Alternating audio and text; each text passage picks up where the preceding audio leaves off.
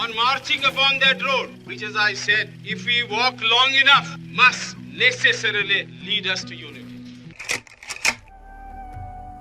మనస్సును పెంపొందించుకోవడం మానవునికి ఒక అంతిమ లక్ష్యం. నేను సమాజం యొక్క పురోగతి, మహిళ పురోగతి బట్టి కొలుస్తాను.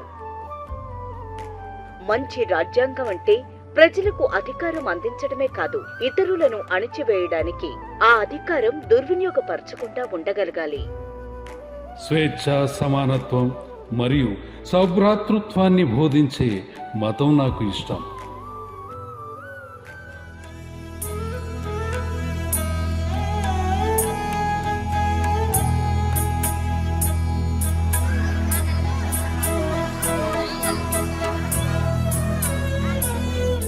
నీ కోసం జీవిస్తే నీలోనే జీవిస్తావు, జనం కోసం జీవిస్తే జన హృదయంలో నిలిచిపోతావు.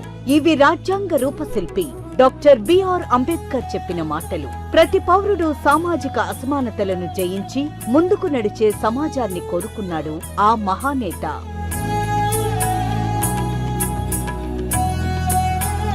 ప్రతి పేద కుటుంబం, ప్రతి పేద కులం నిన్నటి కంటే నేడు, నేటి కంటే రేపు, రేపటి కంటే భవిష్యత్తులో బాగుండాలనే సంకల్పంతో నవరత్నాల్లో నుంచి మంచి కార్యక్రమాలు, గొప్ప కార్యక్రమాలకు శ్రీకారం చుట్టాం.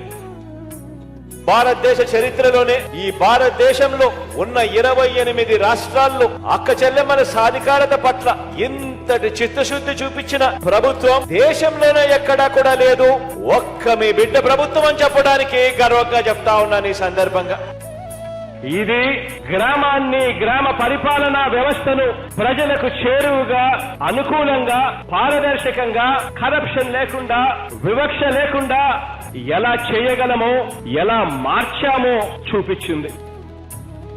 పేదలందరికీ దేశంలో కూడా ఎక్కడా లేని విధంగా తొలిసారిగా రిజర్వేషన్లు కూడా వర్తించిన పరిస్థితులు ఎప్పుడైనా వచ్చాయి అనంటే ఆ దివంగత నేత ప్రియతమ నాయకుడు రాజశేఖర రెడ్డి గారు నాన్నగారి వల్ల జరిగింది అని చెప్పి చెప్పుకునేదానికి కూడా ఒక కొడుకుగా గర్వపడతా ఉన్నాను అని చెప్పి కూడా ఈ సందర్భంగా తెలియజేస్తా ఉన్నాను.